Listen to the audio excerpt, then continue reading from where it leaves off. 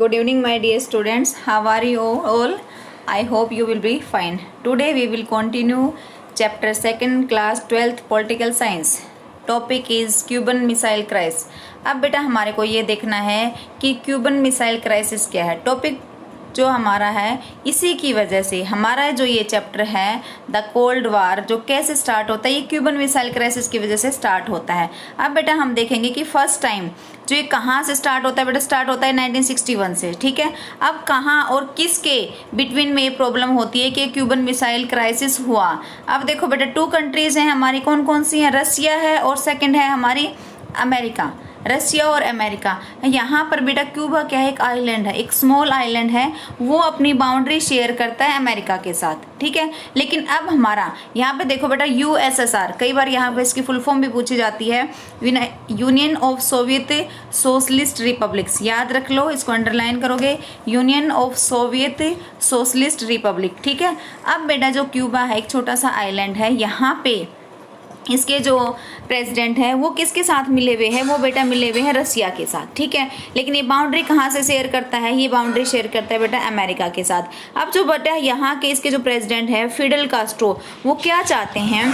Cuba जो है किसके लिए क्या बन जाए बेटा? वो रशियन बेस बन जाए. ठीक है, वहाँ पर वो क्या करना चाहते हैं कि कुछ मिसाइल जो है सेट कर देते हैं. अब उनको ये लग रहा है कि कहीं अमेरिका क्यूबा पर अटैक ना कर दे, अमेरिका जो है कहीं क्यूबा पर अटैक ना कर दे और क्यूबा को अपने कंट्रोल में ना कर ले. इसीलिए रसिया वाले थोड़े से घबराए हुए हैं, या कह सकते हो कि वो ज़्यादा स्मार्ट बनने की कोशिश कर रहे हैं. इसलिए बेटा यहाँ पर एक अंडरलाइन करोगे, निकिता खुसरेव leader of Soviet Union decide to convert Cuba into Russian base. ठीक है, और क्या होता है बेटा 1962. अब पूछ सकते हो कि कब हुआ था? स्टार्टिंग 61 में होती है और ये होता है बेटा 1962 में. अब ये होता है क्या बेटा, यहाँ पे फर्स्ट टाइम पे जो रसिया वाले हैं वहाँ पर क्या है मिसाइल वगैरह वेपन वगैरह वहाँ पर सेट कर देते हैं, क्या पर?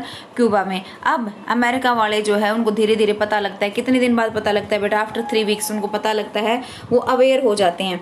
लेकिन बेटा यहाँ पर अंडरलाइन करोगे, अब जो प्रेसिडेंट है हमारा अमेरिका का जॉन एफ कैनेडी, वो डायरेक्ट वॉर नहीं करना चाहता, क्योंकि उनको ये पता है अगर डायरेक्ट वॉर करा तो परमाणु जो भी जितने भी न्यूक्लियर हैं परमाणु है वो किसके पास है? रशिया के पास भी हैं और अमेरिका के पास भी हैं. इसलिए दोनों में से कोई भी कंट्री जो है क्या कहते हैं उसको अटैक नहीं करना चाहते. और इसी सिर्फ विचारों की लड़ाई होती है दोनों के बीच में, जिसको क्या कहा जाता है? कोल्ड वार कहा जाता है. अब ये जो कैनेडी है हमारे जो उसके क्या नाम है क्यूबन के जो वहाँ पर प्रेसिडेंट होते हैं और जो रशिया के जो लीडर हैं उनको समझा देते हैं.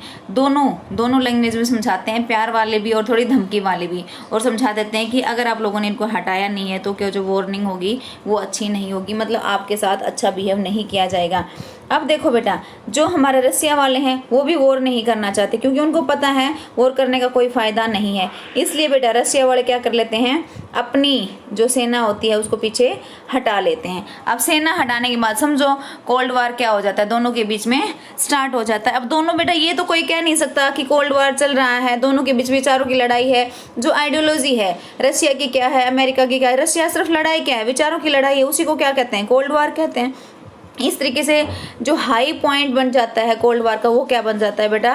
Cuban missile crisis. ठीक है, अब हम देखेंगे जो कोल्ड वार की वजह से, कोल्ड वार जो है बेटा वो केवल अकेला, ध्यान से देखो, कोल्ड वार जो बेटा वो केवल अकेली लड़ाई नहीं है. देखो the cold war was not simply a matter of power rivalries. जो विरोधी है ना, जो 2 विरोधी गुट है, सिर्फ उनकी पावर की लड़ाई नहीं है बेटा, वो सिर्फ किसकी लड़ाई है?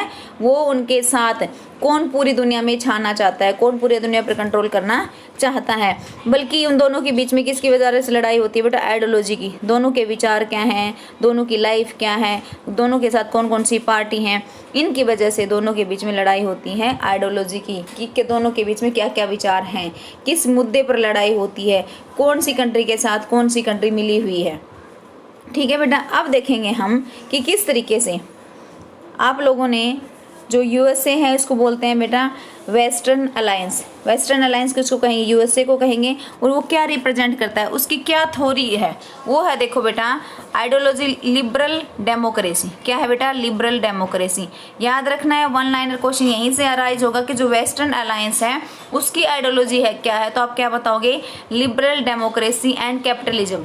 लिबरल, डेमोक्रेसी एंड कैपिटलिज्म, ठीक है। और दूसरी जो पार्टी है बेटा हमारी कौन सी है, ईस्टर्न अलायंस है। और उसकी क्या आइडियोलॉजी, उसकी है बेटा सोशलिज्म एंड कम्युनिज्म। क्या है बेटा, सोशलिज्म एंड कम्युनिज्म, ठीक है। याद रखनी ये सारी चीजें। अब आगे देखो क्या होता है। अब बार बार वही क्वेश्चन आता है कि what is the cold war. ये कोल्ड वार है क्या, मैंने आप लोगों को क्या समझाया था। कोल्ड वार क्या है, दो कंट्री हैं अमेरिका और रशिया, दोनों के बीच में विचारों की लड़ाई को क्या कहते हैं, कोल्ड वार कहते हैं। हमारे इस दुनिया में बेटा फर्स्ट वर्ल्ड वार होता है 1914 से 1918 तक, ठीक है। तब भी हमारे पूरे वर्ल्ड को काफ़ी नुकसान होता है। लेकिन उसके बाद 1939 से 1945 में सेकेंड वर्ल्ड वार होता है। जैसे ही सेकेंड वर्ल्ड वार बेटा ख़त्म होता है, हमारा जो है कोल्ड वार स्टार्ट हो जाता है। अब देखो जो ये सेकेंड वर्ल्ड वार है, इसके बारे में थोड़ा सा देखेंगे, ये कहाँ किस किस के बीच में होता है। The end of the Second World war is a landmark in contemporary world politics. वो एक बिल्कुल ही कंटेम्प्रेरी वर्ल्ड पॉलिटिक्स, हमारे जो आज का जो कंट्री है, जो क्या बोलते हैं आज का जो टाइम है, इसी के साथ ही जैसे ही वर्ल्ड वार ख़त्म होगा ये स्टार्ट हो जाता है। अब यहाँ पर क्या होता है कि पूरी दुनिया, जितने भी वर्ल्ड में जितने भी कंट्री, मैक्सिमम इसका पार्टिसिपेट करते हैं यहाँ पे। इवन यहाँ पर स्पेशल बोल रखा है बेटा कि कौन कौन करता है। देखो 1939 से 1945 तक इस चलता है। अब हमने देखा कि यूरोप की भी कंट्री हैं, चाइना, बर्मा, इवन इंडिया में भी नॉर्थ ईस्ट एशिया में ये फैल जाता है। कब से कब तक होता है, 1914 से 1918 तक होता है। अब आगे देखो end of the Second World War, जब इसका एंड होता है तो कैसे होता है। The world war ended when the United State dropped 2 atomic bombs on the Japan cities of Hiroshima and Nagasaki in August 1945। क्या होता है बेटा, अमेरिका जापान की 2 सिटीज़ पर जो है एटम बॉम्ब्स गिरा देता है, जिसकी वजह से वहाँ पर लगभग नियर अबाउट 1 लाख जो है पीपल की डेथ हो जाती है। और ये कुछ लोग क्रिटिक्स ये कहते हैं कि अमेरिका को ऐसा नहीं करना चाहिए था, क्योंकि बेटा अमेरिका जो ये जापान है ये पहले ही सरेंडर करने वाला था। लेकिन अमेरिका वाले क्या कहते हैं कि युद्ध से काफ़ी नुकसान हो रहा था, अगर हम ऐसा नहीं करते तो युद्ध लंबा चलता और जिससे हमारी इकोनॉमिक ही जो सिस्टम है वो बहुत ज़्यादा ख़राब हो सकता था। लेकिन सपोर्टर कहते हैं कि ठीक किया, कुछ कहते हैं कि नहीं ऐसा नहीं करना चाहिए था, क्योंकि वो तो खुद ही अपने आप को क्या करने वाला था, अपने आप को ख़त्म करने वाला था, ठीक है। आगे देखो, अब इसी चैप्टर में हम पढ़ेंगे कि कैसे कोल्ड वार की वजह से पूरा जो वर्ल्ड है 2 पार्ट्स में डिवाइड हो जाता है। अब इस पार्ट में बेटा लड़ाई किस बात की है कि कौन सा विनर होगा। देखो in the end of a nuclear war both sides will be so badly harmed that it will be impossible to declare one side और द अदर। वो कहता है कि अगर हमारा यहाँ पर न्यूक्लियर वॉर हो भी जाता है तो कौन जीतता, नुकसान दोनों को होने वाला था, जीतता कौन ये मुश्किल था कि डिसाइड करना, क्योंकि दोनों के पास बेटा क्या थे, न्यूक्लियर थे, दोनों अटैक कर सकते थे, दोनों ही बर्बाद हो जाते, दोनों बर्बाद हो जाते। तो क्या होता बेटा, मैक्सिमम कंट्रीज ऑफ ईस्टर्न और वेस्टर्न जो है, कुछ रशिया के साथ थी, कुछ अमेरिका के साथ थी, इवन पूरा वर्ल्ड एक तरीके से हम कह सकते हैं बर्बाद हो सकता था।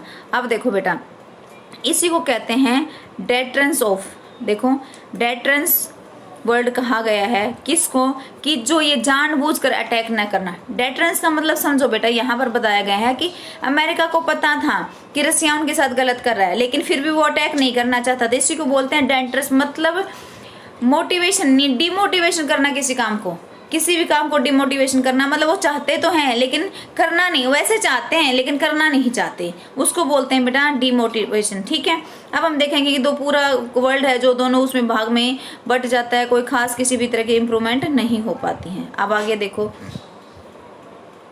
ये मैप है, एक बार ये देख सकते हो आप सारे, जो येलो वाला है एक साइड ये कंट्री है, बीच में वाले जो रशिया वाले हैं वो ये हैं, और कुछ अलग अलग कंट्री हैं, मतलब ऐसे जो एक पार्टी के साथ थे वो ये वाले हैं, दूसरी पार्टी के साथ ही नीचे वाला जो एरिया है जिसमें न तो ईस्टर्न में गए और न ही वो वेस्टर्न में गए, ठीक है बेटा।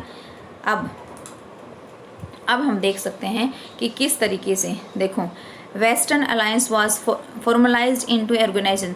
जो वेस्टर्न थे, जो अमेरिका वाले थे बेटा, उन्होंने क्या बना लिया, अपना एक ग्रुप बना लिया, अपना एक ऑर्गेनाइजेशन बना लिया, और उसका क्या नाम रख दिया बेटा, नाटो। क्या नाम रखा है उसका, नाटो। और वो कब एस्टेब्लिश किया उन्होंने, 1949 में वो एग्जिस्टेंस में आता है। It was an association of 12 states which declared that the, इसमें समझो क्या कहना चाह रहे हैं कि यहाँ पर कितने स्टेट होते हैं उसके पास, 12 स्टेट मीन्स 12 कंट्री। 12 स्टेट का मतलब है बेटा 12 कंट्रीज के अंदर इसके पार्टनर होते हैं, और इनमें से अगर किसी एक कंट्री पर भी दूसरा कोई भी आर्मी अटैक होता है तो ये मानेंगे कि हम उनके ऊपर अटैक हुआ है, और उस दूसरी कंट्री को क्या करेंगे बेटा, प्रोटेक्ट करेंगे। इसी के तरीके से हमारा जो सोवियत यूनियन है बेटा, उसने भी 1955 में एक अलग से अपना वार्सो 1955 में बेटा अपना क्या बना लेते हैं, एक अपना वार्सो एक्ट बना लेते हैं, वो भी वार्सा के नाम से अपनी एक सेना बना लेते हैं। देखो जैसे इन्होंने बनाया था ना अपने नाटो, जैसे इन्होंने अपना नाटो बनाया था, इसी तरीके से हमारे जो सोवियत यूनियन वाले हैं वार्सो बना लेते हैं बेटा, वार्सो पैक्ट बना लेते हैं या एक्ट कह सकते हो। कब बनाते हैं, 1955। इस तरीके से हमने देखा कि इन दोनों कंट्रीज की वजह से पूरा जो संसार है 2 पार्ट्स में बट जाता है। ठीक है बेटा, और कल हम करेंगे इस चैप्टर को कंटिन्यू। ओके।